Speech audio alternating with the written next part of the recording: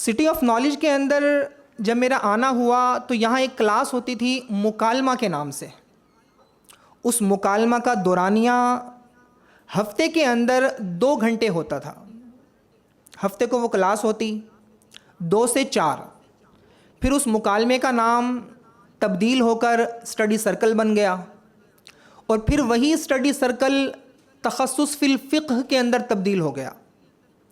مکالمہ اور study circle کے اندر تو کلاس صرف ہفتے کے دن ہوتی تھی اور 2 گھنٹے اس کی ٹائمنگ تھی، لیکن جب یہ کلاس تخصص فی الفقہ کے اندر تبدیل ہوئی تو 2 دن کا وقت اس کو مل گیا اور 3 گھنٹے کی ٹائمنگ ہو گئی. اور یہاں آپ اکثر لوگ موجود تخصص فی الفقہ کے ہی طالب علم مجھے نظر آ رہے ہیں یہاں پر.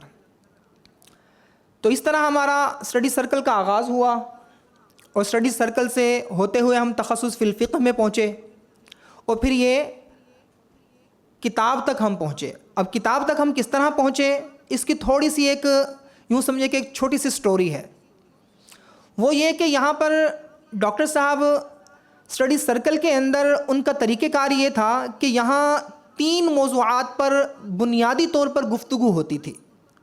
نمبر 1 رد الحاد پر، نمبر 2 رد قادیانیت پر، اور نمبر 3 بلاسفیمی پر.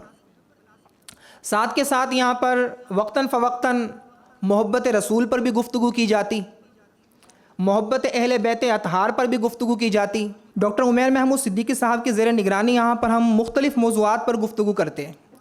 تو ان موضوعات میں سے ایک موضوع سورۃ صاد کی آیت نمبر 34 بھی ہے. اسی طرح سورۃ البقرہ کی آیت نمبر 102 کہ جس کے تحت ہم نے جادو اور جادو کی تمام اقسام یہاں پر زیر بحث لائی گئی.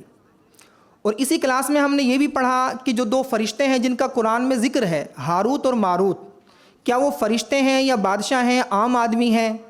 تو ان کے حوالے سے ہم نے بڑی تفصیل سے گفتگو کی.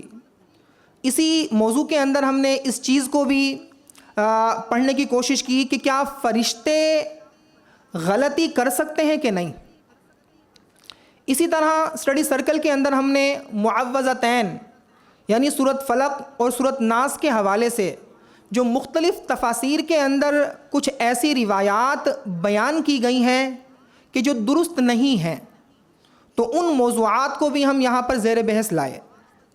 اسی طرح سورۃ عبس کی ابتدائی آیات مبارکہ عبس و تولا، بالخصوص عبسہ اور تولا فعل کے فاعل کے حوالے سے ہم نے بڑی تفصیل سے گفتگو کی ڈاکٹر صاحب کی زیر نگرانی.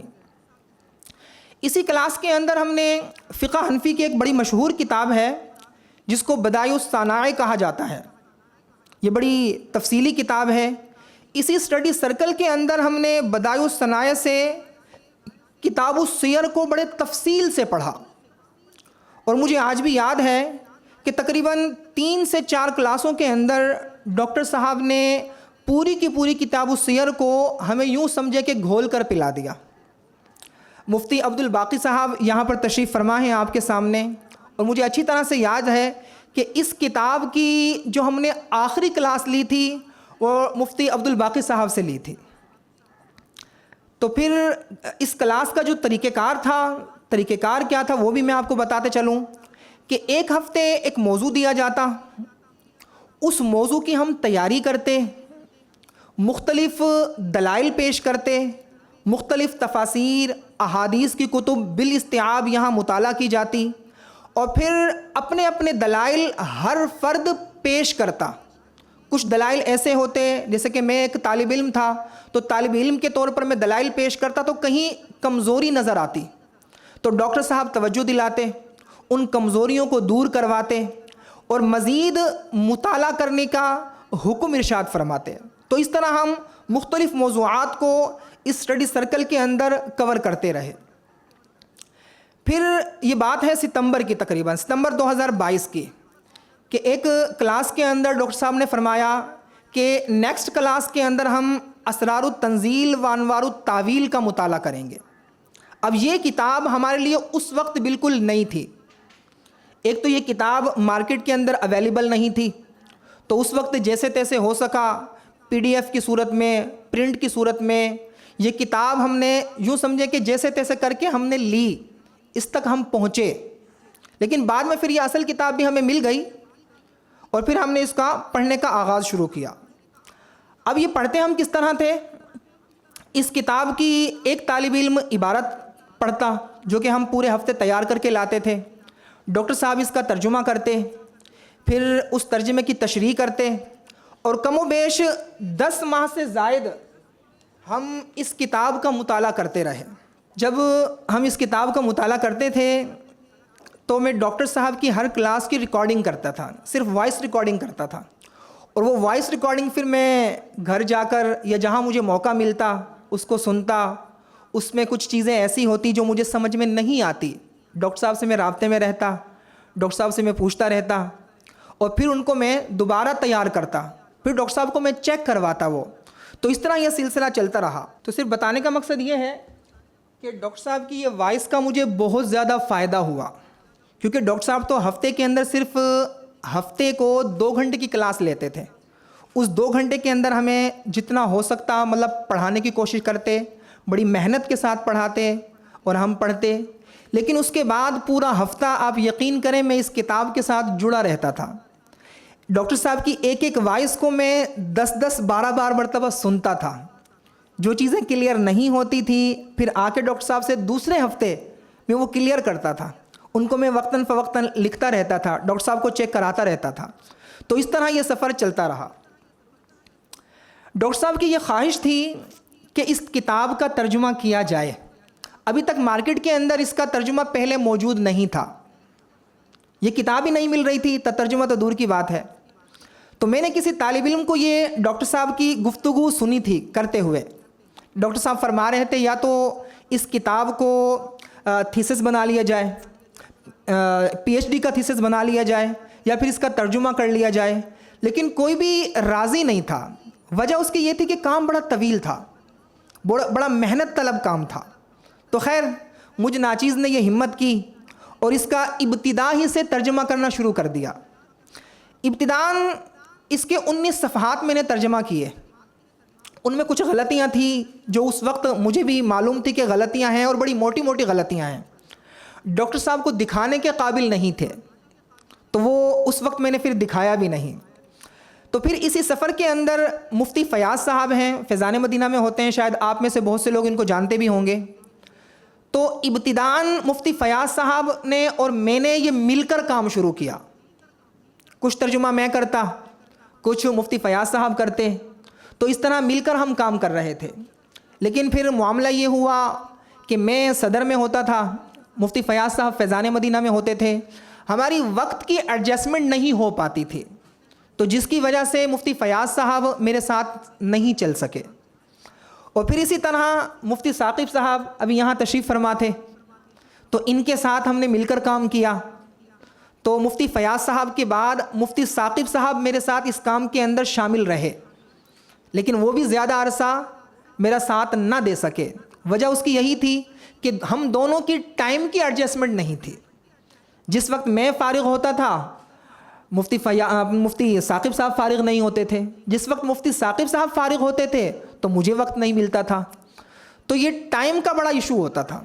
تو خیر کچھ وقت مفتی ثاقب صاحب اس کتاب کا ترجمہ کرتے ہوئے میرے ساتھ رہے۔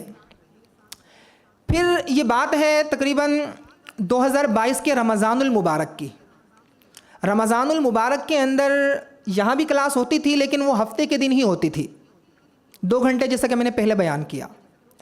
تو رمضان المبارک 2022 ہم نے یہ کتاب مسجد حلیمہ سعدیہ، کچھ طلباء وہاں کے موجود ہیں میرے سامنے، تو درس اسرار التنزیل کے نام سے کلاس شروع کی۔ آپ یقین کریں تراویح کے بعد ہم تقریباً سحری تک مسجد میں بیٹھتے تھے، اور یہ درس اسرار التنزیل کے نام سے ہم اس کتاب کو وہاں پڑھتے تھے، سبقاً پڑھتے تھے۔ تو بہت سارا ہم نے وہاں پر کور کیا، اس کے مطلب ابحاث ہم نے پڑھی، یوں سمجھے کہ آدھی نہیں تو آدھی کے قریب ہم نے یہ کتاب وہاں پر پڑھ لی تھی۔ پھر شروع ہوتا ہے مارچ 2023، تقریباً مارچ 2023 کے اندر ہم نے ایک واٹس ایپ گروپ بنایا تھا۔ اس واٹس ایپ گروپ کے اندر کم و بیش 13-14 افراد ہم شامل تھے، کچھ دورہ حدیث کے طلباء تھے، کچھ تخصص کے طلباء تھے۔ تو اسی مسجد کے اندر 24 मार्च 2023 से लेकर तकरीबन अगस्त 2024 तक ये सिलसिला हमारा चलता रहा। तो रमज़ान के बाद हमारी ये क्लास होती थी मस्जिद के अंदर हफ्ता और इतवार के दिन। सुबह के वक्त में ये क्लास होती। सुबह के वक्त हम ये 2 घंटा हम इसको देते। 2 घंटे के अंदर इसको हम जितना हो सकता था हम इसको पढ़ते थे हम इसको। तो अभी तक ये जो मामला जो अभी तक यहाँ तक मैंने आपको बात बताई, यूँ समझे कि ये अभी तक नॉर्मल था। इसके बाद फिर कुछ ऐसा वाक़या हुआ, एक ऐसा वाक़या पेश आया कि मेरे अंदर इस किताब का तर्जुमा करने की एक जुनूनी कैफियत शामिल हो गई। वो वाक़या क्या था, अगर मैं आपके सामने बयान करूं और मुख्तसर बयान करना चाहूँगा मैं, आप कहेंगे ये तो नॉर्मल सी बात थी, ये तो होता रहता है, लेकिन वो मेरे लिए पहली मर्तबा हुआ था और वो उस वाक़ये का मुझे बड़ा अफसोस हुआ था। यूँ समझे कि वो मुझ पर एक ऐसी कैफियत थी कि उस कैफियत को मैं चाह कर भी आपके सामने अब बयान नहीं कर सकता। खैर वो गुज़र गई। वो वाक़या क्या हुआ कि मैं एक इदारे के साथ मुंसलिक था और तकरीबन मैं 2007 से लेकर 2024 तक एक इदारे के साथ मैं मुंसलिक था। वहीं मैंने तालीम हासिल की, अच्छा खासा मैंने पढ़ा, दौरा हदीस मैंने वहीं से किया, तखस्सुस मैंने वहीं से किया। 2011-12 के अंदर मैंने दौरा हदीस तखस्सुस 2012 के अंदर मैं कर चुका था। वहीं पर फिर मैंने तदरीस का सिलसिला शुरू किया। दौरान तालिब इल्मी के अंदर ही मैंने तदरीस शुरू कर दी थी और तकरीबन तदरीस मेरी मुझे आज भी याद है 2009 से लेकर जून 2024 तक मैंने वहाँ उस इदारे के अंदर तदरीस की। मुख्तलिफ मैंने असबाक पढ़ाए, यूँ समझे कि ऊला से लेकर दौरा हदीस और तखस्सुस तक के असबाक मैंने वहाँ पढ़ाए। तो मैं उस इदारे का शुक्रगुज़ार हूँ। बड़ी मेहनत के साथ वहाँ के तमाम असातिज़ा ने, मुंतज़िमीन ने, मुआविनीन ने वहाँ हमें तैयार किया, पढ़ाया, तो मैं आज भी उनका शुक्रगुज़ार हूँ। और बिलखुसूस वहाँ पर जो हमारे सीनियर उस्ताद थे अल्लामा शहबाज साहब, उनका मैं तहे दिल से मैं शुक्रिया अदा करता हूँ।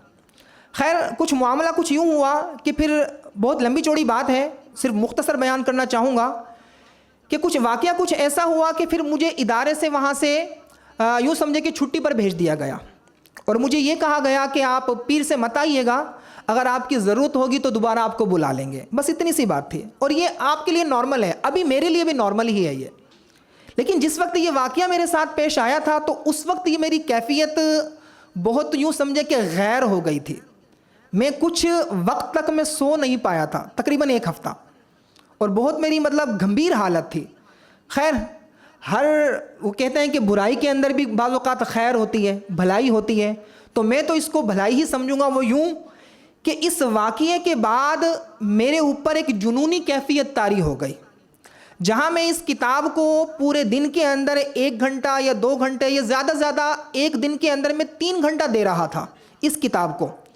इस वाक़ये के बाद यूँ समझें कि मैं दिन का अक्सर हिस्सा यानी कि 12, 13, 14 बाज़ औक़ात तो 15-15 घंटे में इस किताब को मैं देता था। इस किताब को मैं पढ़ता रहता। जो चीज़ें मुझे समझ में नहीं आती उलमा से मैं राब्ता करता। उन उलमा की फ़हरिस्त मैंने बनाई हुई है एक अलग से।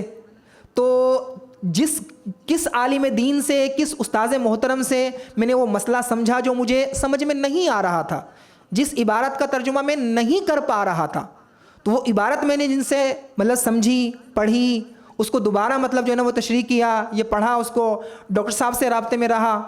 तो खैर वो एक लंबा चौड़ा मरहला है।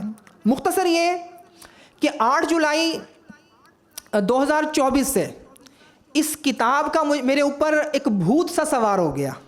बाकायदा इसको मैंने पहले तो अभी तक मैं सिर्फ हाथ से लिख रहा था, लेकिन बलूचिस्तान के अंदर मैंने इसको बाकायदा कंपोज़ करना शुरू कर दिया। और बलूचिस्तान के अंदर उस मस्जिद का नाम है मस्जिद अली रदी अल्लाह ताला अन्हु। हज़रत अली रदी अल्लाह ताला अन्हु के नाम पर वो मस्जिद बनाई गई थी।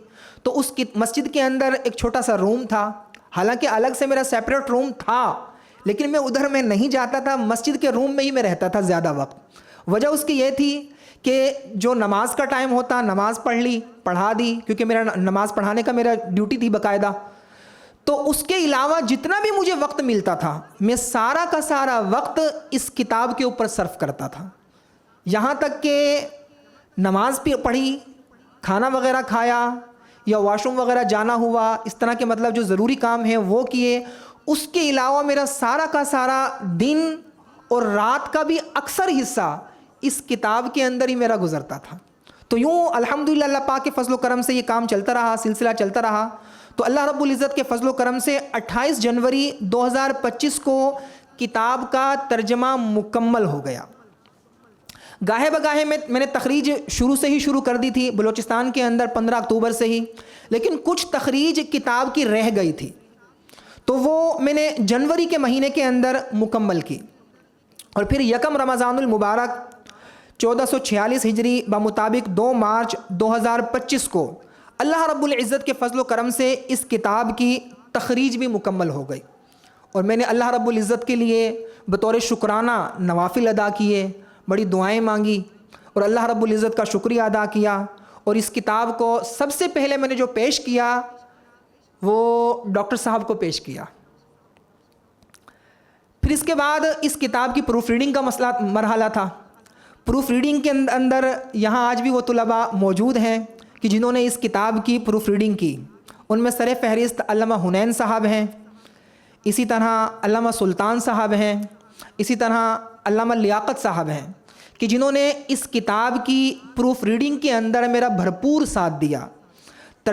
کمپوزنگ کرتے ہوئے آپ لوگ سمجھتے ہیں اکثر جو ہے کا کی کے را ری رے اس طرح کی مطلب غلطیاں رہ جاتی ہیں، اور ابھی بھی میں سمجھتا ہوں کہ کچھ غلطیاں ابھی بھی ممکن ہوں گی۔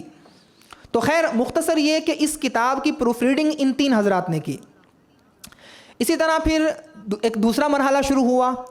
اس کتاب کے اوپر تقاریض علماء کرام نے لکھی، ان میں سر فہرست ڈاکٹر مجید اللہ قادری صاحب ہیں، ان کو میں نے کتاب یہ پیش کی، اور تقریباً 2 ہفتے انہوں نے اپنے پاس رکھی، اس کتاب کا مطالعہ کیا، اس کو دیکھا، اور اس کتاب کے اوپر ایک تقریض لکھ کر دی ڈاکٹر صاحب نے۔ اسی طرح حضرت علامہ ڈاکٹر اللہ وسایہ عابد الحسنی صاحب، ان کا میں تہہ دل سے شکر گزار ہوں کہ انہوں نے اس کتاب کو اپنے پاس رکھا، اس کا مطالعہ کیا، اور اس کتاب کے اوپر انہوں نے بھی تقریض لکھی۔ پروفیسر اون محمد سعیدی صاحب، یہ میرے استاذ ہیں، بہاولپور سے ان کا تعلق ہے، ان کو میں نے یہ کتاب پیش کی، تو انہوں نے بھی اس کتاب کے اوپر ایک تقریض مختصر سی لکھی۔ اسرار التنزیل کے اندر ہے کیا، مختصر بیان کرنا چاہوں گا۔ اسرار التنزیل میں امام فخر الدین رازی علیہ الرحمہ نے پوری کتاب کو 2 نوع کے اندر بیان کیا ہے۔ پہلا باب معرفت الذات کے حوالے سے ہے، اسی طرح پھر النوع الثانی ہے۔ النوع الثانی کے اندر کل 4 ابواب ہیں۔ 4 ابواب کے اندر پہلا باب فی کیفیت دلالت السماوات والارض علی اثبات الصانع، اس پہلے باب کے اندر امام فخر الدین رازی علیہ الرحمہ نے کل 5 فصلیں بیان کی ہیں۔ دوسرے باب کے اندر کل 10 فصلیں بیان کی، تیسرے باب کے اندر کل 6 فصلیں بیان کی، اور چوتھے باب کے اندر کل 7 فصلیں بیان کی۔ اس طرح تقریباً پوری کتاب کے اندر امام فخر الدین رازی علیہ الرحمہ نے کل 36 فصلیں اس کتاب کے اندر بیان فرمائی ہیں۔ ترجمہ کرتے ہوئے جن باتوں کا خصوصی طور پر خیال رکھا گیا، مختصر وہ یہ باتیں ہیں کہ ترجمہ کرتے ہوئے آسان اردو کا انتخاب کیا گیا ہے، با محاورہ ترجمہ کیا گیا ہے، مشکل الفاظ کا معنی بریکٹ کے اندر دے دیا گیا ہے، حاشیے میں جہاں کہیں ضرورت پڑی ہے، ہر جگہ نہیں، جہاں ضرورت پڑی مختصر طور پر حاشیہ لگایا گیا ہے، قرآن کریم کی ہر آیت مبارکہ کا حوالہ دیا گیا ہے، احادیث مبارکہ کی تخریج کی گئی ہے، اور اسی طرح دیگر اقوال جو اس کتاب کے اندر بیان ہوئے، جو مصنف علیہ الرحمہ نے کیونکہ پرانے دور سے تعلق رکھتے تھے، اس وقت اس طرح حوالے بیان نہیں کیے جاتے تھے، ایک پرانی کتاب ہے، تو میں نے کوشش یہ کی ہے کہ اس کتاب کے اندر جو مصنف علیہ الرحمہ نے دیگر اقوال اور استدلالات ذکر کیے ہیں، ان کا بھی حتی المقدور اس کتاب کے اندر تخریج ان کی کر دی گئی ہے۔ اسی طرح اعلام و اماکن کی بھی وضاحت کر دی گئی ہے۔ خصوصیت کے ساتھ اس کتاب کی میں نے فہرست تیار کی ہے۔ جو اصل کتاب ہے اسرار التنزیل و انوار التاویل، اس کی مکمل فہرست صرف 2.5 پیج پر مشتمل ہے، صرف فصلوں کا تعارف ہے، فصلوں کے نام ہیں اور پیجز نمبر ہے کہ فلاں پیج پر یہ فصل ہے، صرف یہ مختصر سی فہرست ہے۔ لیکن میں نے خصوصیت کے ساتھ اس کی فہرست بنائی، ہر عنوان کو جانچا، ہر عنوان کے تحت، پیراگراف کے تحت فہرست بنائی. تقریباً 105 پیجز پر اس کی صرف اور صرف فہرست ہے، اور تقریباً 2000 سے زائد اس کتاب کے اندر عنوانات بن گئے ہیں. تو اس طرح یہ کتاب مکمل ہوئی. تو میں شکریہ ادا کرنا چاہوں گا ان تمام علماء کا جو اس سفر کے اندر میرے ساتھ رہے، وقتاً فوقتاً میری رہنمائی کرتے رہے. سر فہرست ان میں ڈاکٹر عمیر محمود صدیقی صاحب میرے استاد ہیں. انہوں نے یہ کتاب ہمیں پڑھائی، ان کی وائسیں، ان کی ریکارڈنگ مجھے بہت فائدہ دیا. اگر وہ ریکارڈنگ نہ ہوتی تو یقین کریں کہ یہ سفر نامکمل رہتا. تو اسی طرح میں شکریہ ادا کرنا چاہوں گا علامہ شہباز قادری صاحب کا کہ ان کا میں طالب علم رہا ہوں تو ان کی دعائیں میرے ساتھ رہی. اسی طرح علامہ مفتی وسیم اختر مدنی صاحب، بعض اوقات میں ان کے پاس بھی جاتا رہا ہوں اور ان سے بھی کچھ چیزیں، کچھ عبارتیں وقتاً فوقتاً میں سمجھتا رہا ہوں. اسی طرح علامہ غلام شبیر عثمانی صاحب میرے استاذ ہیں، ان سے بھی میں رہنمائی حاصل کرتا رہا ہوں. علامہ سلیم قادری صاحب میرے استاد ہیں، ان سے بھی اس کتاب کے اندر بہت ساری جگہوں پر میں نے رہنمائی حاصل کی. پروفیسر اون محمد سعیدی صاحب میرے استاذ ہیں، تو ان سے بھی میں نے اس کتاب کے اندر بہت سے مقامات پر رہنمائی حاصل کی. علامہ عمران شیخ اتاری صاحب فیضان مدینہ سے تعلق ہے ان کا، میرے استاذ ہیں. ان سے بھی اس کتاب کے اندر میں گاہے بگاہے رابطے میں رہا، وقتاً فوقتاً یہ میری رہنمائی کرتے رہتے تھے. مفتی فضل الرحمان بندیالوی صاحب 2-3 مرتبہ ان سے بھی فون پر بات ہوئی اور عبارتیں میں نے کچھ چیزیں ان سے سمجھی، اور ان کا بھی میں تہہ دل سے شکریہ ادا کرتا ہوں. اور میں city of knowledge Islamic research institute کا تہہ دل سے شکر گزار ہوں کہ اس ادارے میں رہ کر یہ کام پایہ تکمیل تک پہنچا. ادارے کے تمام معاونین، تمام منتظمین کا میں شکر گزار ہوں. بالخصوص پروف ریڈر حضرات کا میں شکر گزار ہوں. اور میں شکریہ ادا کرتا ہوں اپنے ادارے کا جس ادارے سے میرا تعلق ہے. تو اللہ رب العزت کی بارگاہ میں دعا ہے کہ اس کتاب کو اللہ رب العزت عوام اور خواص کے لیے فائدہ مند بنائے، اور میری اور میرے والدین کے لیے اس کتاب کو ذریعہ نجات بنائے. آمین بجاہ النبی الامین. صدق اللہ.